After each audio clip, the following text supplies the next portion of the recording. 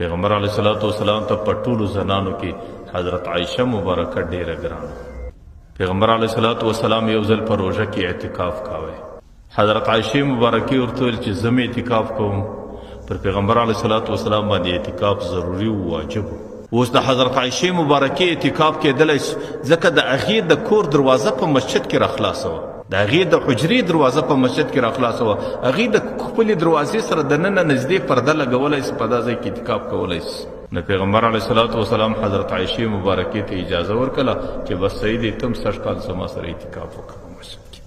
پیغمبر علیه الصلاۃ والسلام د شلم ماپښین دی د باندې وتلی دی، د مازدیګر لمانځه ته به راځي، د مازدیګر د لمانځه څخه وروسته به په اعتکاف کې کښېني. چې کله رالی د مازدیګر لمانځه لکه ګوري په مسجد کې ډېرې خیمې پردې ولاړې دي. پیغمبر علیه الصلاۃ والسلام دستې پوښتنه وکړه دا دونه پردې څه دپاره ولاړې دي؟ ورته یې د الله رسوله تا خو حضرت عایشې ته د اعتکاف اجازه ورکړه، د حضرت عایشې 8 بنې دي، هغو چې د حضرت عایشې دا واورې د ټولو دا فیصله وکړه چې موږ اعتکاف کوو، نو دا د ټولو پردې ولاړې دي.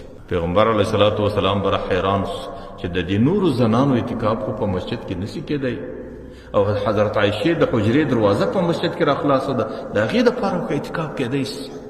بره پیغمبر علیه الصلاۃ والسلام ډېر حیران یو ساعت کې ودرېد. اوس حضرت عایشې ته نسي ویلی چې ته اعتکاف ختم کړه، ځکه د هغې زړه ماتېږي. یو غشت یې هغې ته اجازه ورکړې ده. هغه نورو زنانو ته هم نسي ویلی چې تاسو اعتکاف مه کوئ، ځکه هغې د حضرت عایشې بنې دي چې یوې بنې ته دې اجازه ورکړه، هغه بلې زړه ماتېږي که ورته وایي چې تی مه کوه.